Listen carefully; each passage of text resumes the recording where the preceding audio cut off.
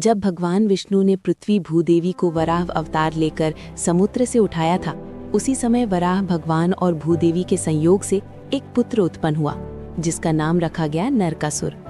भूदेवी ने वराह भगवान से कहा, प्रभु ये मेरा पुत्र है, इसे कोई ना मार सके ऐसा वरदान दीजिए। विष्णु मुस्कुराए और बोले, तेरा पुत्र तभी मरेगा जब तू ही उसके वध में सम्मिलित होगी। भूदेवी उस समय इस अर्थ को नहीं समझ पाई, पर यही वचन आगे चलकर उसके पुत्र की मृत्यु का कारण बना। ब्रह्मा जी ने उसे प्राग ज्योतिषपुर, आज का असम और गुवाहाटी क्षेत्र का राजा बना दिया।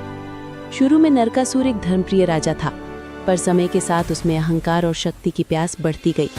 शुक्राचार्य की शरण में जाकर उसने तंत्र मंत्र और मायावी शक्तियां प्राप्त की, और फिर उसने आरंभ किया देवताओं, ऋषियों और स्त्रियों पर अत्याचार। उसने स्वर्ग पर आक्रमण किया, इंद्र को हराया और देवी अदिति के कुंडल तक छीन लिए। यही नहीं रुका, उसने 16,000 राजकुमारियों का अपहरण किया और उन्हें अपने महल में कैद कर लिया। कोई उसके सामने टिक नहीं पाता था। देवता, महर्षि और भूदेवी स्वयं कृष्ण के द्वार पर पहुंचे।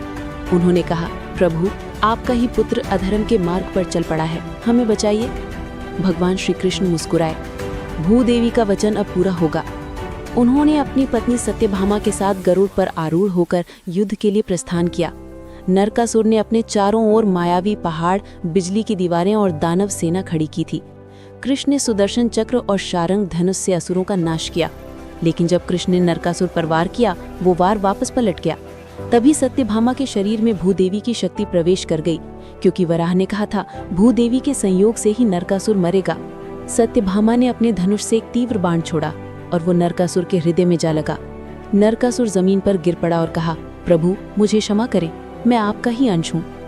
कृष्ण ने करुणा से मुस्कुराकर कहा, पुत्र तुम्हारे पापों का अंत हो गया, अब तू वैकुंठ को जाएगा। मरते समय नरकासुर ने एक वर मांगा, मेरे मरण के दिन जो मनुष्य स्नान कर पूजा करेगा वो नरक से मुक्त हो। कृष्ण ने ये वर स्वीकार किया। इसी कारण आज भी कार्तिक कृष्ण चतुर्दशी को लोग नरक चतुर्दशी या छोटी दिवाली के रूप में मनाते हैं। उस दिन सुबह तैल स्नान, दीपदान और प्रार्थना करने से मनुष्य के भीतर का नरक यानी पाप, अंधकार और नकारात्मकता समाप्त होता है। अगर आप